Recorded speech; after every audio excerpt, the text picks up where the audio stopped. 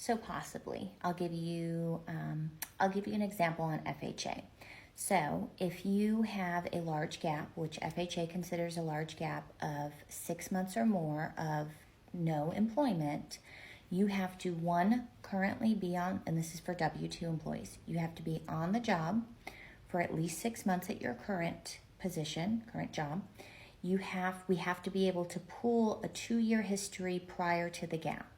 So let's say, for instance, you've currently been on for a year, you were out for a year, and I can pull 2 years prior to that consistently, then we're okay. If that's not the case, for instance, I had somebody who was at their job for a year, we had a gap for COVID, we did the letter of explanation, fine, we pulled 2 years prior, but there was another gap in that 2 years. So I now have to go back 2 years prior to the 6-month gap.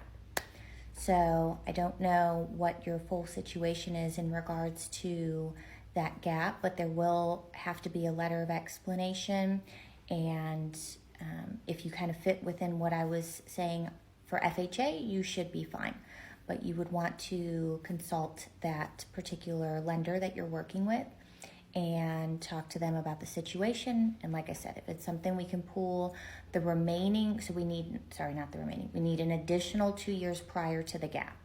So your 1 year won't count if you have an extended gap. We need 2 years prior to that extended gap to be able to fulfill.